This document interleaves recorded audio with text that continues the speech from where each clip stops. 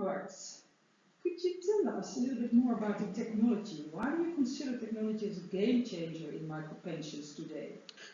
I've been working in micropensions now for about 7 years, and where it started off as this small little fund trying to sell a pension product to its existing members, so that there was already distribution, there was already a paper trail with administration, that only was successful on a very small scale.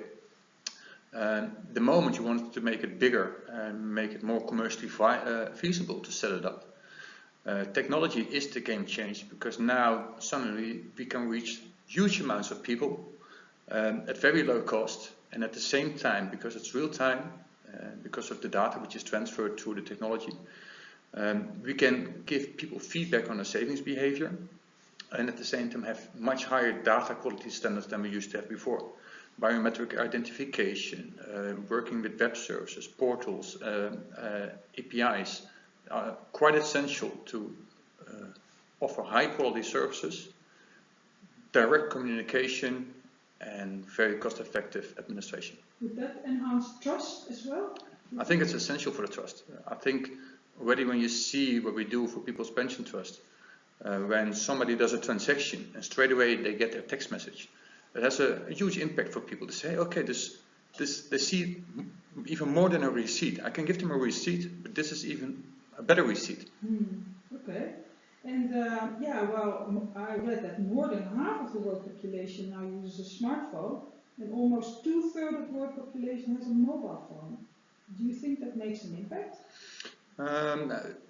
Partly, because a mobile phone is used for doing phone calls, but the moment you get extra functionality on top of your phone, like the mobile payments, or for instance with smartphones you get internet access, or you get the option of apps and everything which we actually can add as content to the apps, it gets much more interesting. But the mobile phone is definitely the game changer, that it enables somebody from isolated regions to have the same information and the same options as somebody who is living in an urbanized area. Right, and it also has to do something with SMS nudging, right? That's something different.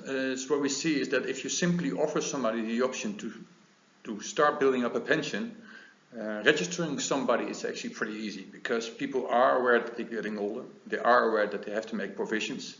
So it seems to be like a good solution to actually start doing it. So the first registration is actually quite low entry, but people still don't have the right savings behavior. So what we're currently developing together with the World Bank, we're actually doing research for them, but also what Blueprint is doing in the Pacific, and what Krishnan talked about, is how can you actually use text messages in this case, because that's the most used way for these people to communicate, to actually motivate them into developing healthy savings behavior. So that can be that somebody saves every month, or they work towards a certain goal they want to save, or a certain amount they want to reach. Anything for that. Recurrently, right? Yeah. On a recurrent basis. Yeah. We have to build up the behavior of saving on a regular basis, which is currently not there. And what kind of technology, what do you think technology will bring us in the near future? We have these cryptocurrencies and blockchain technology. How do you see the future there? Yeah, blockchain is very trendy. And you have to take into account quite a few things when you're looking at technology for the informal economy. People don't have the same technology as we, for instance, do in Europe, where they have feature phones, which is sort of like our second generation mobile phones. We're already working for the fourth and the fifth generation mobile phone in Europe.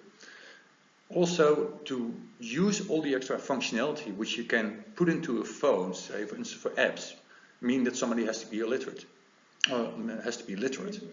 So that means that people can actually do something with it. That extra sort of functionality, which we will be able to put into people's hands, that is what will constantly drive the future of micro pensions. So the technology will actually make it much easier for people to have more knowledge. We can create more functionality, and all in nudging them to save on a regular basis and actually working on financial management. Cryptocurrency and blockchain can probably do something else. Blockchain is much more something which is interesting for the back end in the way we handle transactions, but it can also be a very good way actually to deal with differences in, or say with hyperinflation. What if there's a coin introduced which is sort of like the UN standard for people who want to save in developing economies, which can actually help them protect for hyperinflation, which would be excellent, especially for people who are saving for the long term and for retirement. So cryptocurrency can be very interesting for that, and blockchain will probably be the technology of the way we do transactions between countries or within a country. Blockchain does have to solve the way it's going to be regulated, because for instance, where we already had issues in Ghana to get virtual hosting, let alone that I would talk to the regulator about blockchain. That's still quite far away for them. It's not yet there. No. Right. Okay, last question. What would you advise organizations that consider to develop a micro pension program today? I guess you would say they take the nice course, right?